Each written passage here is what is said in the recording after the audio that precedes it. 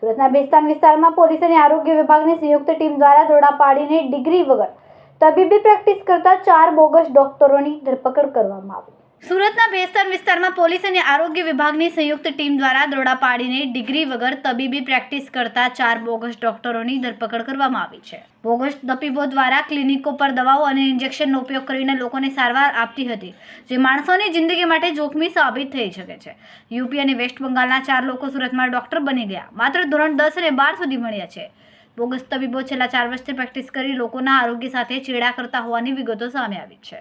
Bogus ડોક્ટરો શોધવા અને તેની પ્રેક્ટિસ બંધ કરવા માટે બેસ્તાન પોલીસ દ્વારા વિશેષ અભિયાન હાથ ધરવામાં આવ્યું. પોલીસ ઇન્સ્પેક્ટર વીએલ પટેલના માર્ગદર્શન હેઠળ ડમી દર્દીઓ મોકલીને તપાસ કરવામાં આવી, જ્યાં પ્રેક્ટિસ કરતા તેઓ પકડાઈ ગયા હતા. છેલ્લા 3 થી 4 વર્ષથી પ્રેક્ટિસ કરી રહ્યા હતા. પોલીસે ક્લિનિકમાંથી વિવિધ પ્રકારની દવાઓ, ઇન્જેક્શન, સિરપ, મોબાઈલ ફોન સહિત 26,802નો મુદ્દામાલ કબજે કર્યો છે.